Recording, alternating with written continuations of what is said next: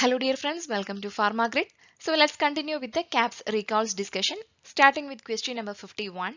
The excretion of a weakly acidic drug, example pKa of 3.5, will be more rapid in alkaline urine than in acidic urine because the options are all drugs are excreted more rapidly in alkaline urine.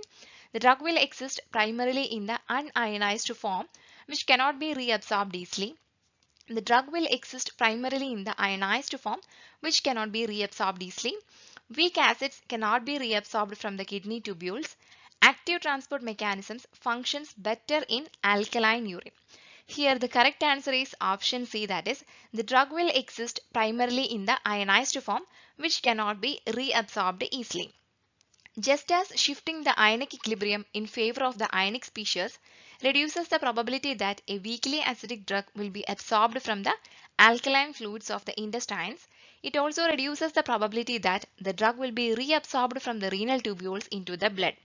Consequently, a greater fraction of drug in the tubules cannot be reabsorbed and will be excreted in the urine. So the two golden rules to be kept in mind is that rule number 1, only unionized drug will be absorbed and ionized drug will be excreted. And the rule 2 is absorption requires same medium and for excretion opposite medium is required. That is, weakly acidic drugs are absorbed in the acidic medium, whereas the weakly basic drugs are absorbed in the basic medium, and for their excretion opposite medium is required. Next question. The decanoate form of haloperidol is used to obtain. The options are better water solubility, longer duration of therapeutic activity, greater stability, immediate activity, sustained release from a capsule. Here the correct answer is option B, that is longer duration of therapeutic activity. The antipsychotic drug haloperidol is available in several dosage forms including oral tablets, liquid and parenteral route. The injectable forms are designed for IV use with immediate activity and an elimination half-life of about 14 hours.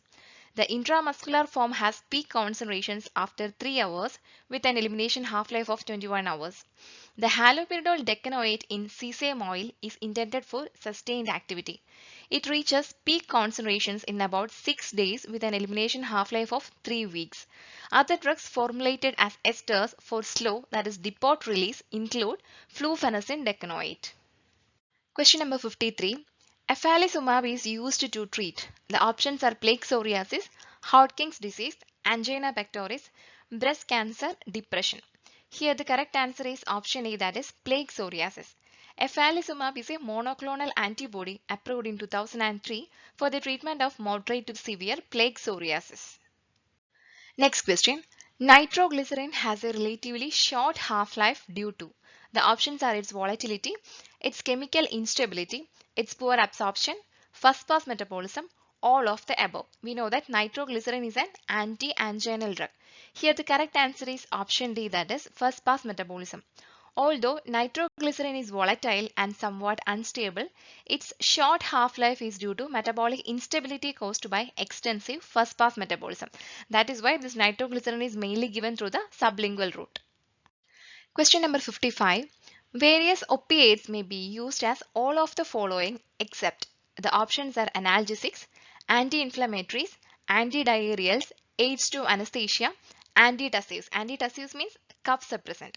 Here the correct answer is option B, that is anti-inflammatories. So in the question they have asked about the one which is not a use of opiates. Okay, so the various opiates are used as analgesics, antitussives and antidiarrheals and to induce anesthesia as well. However, they exhibit no significant anti-inflammatory activity. Okay, so with this question we have finished today's recall session. Thank you for watching this video. Have a great day.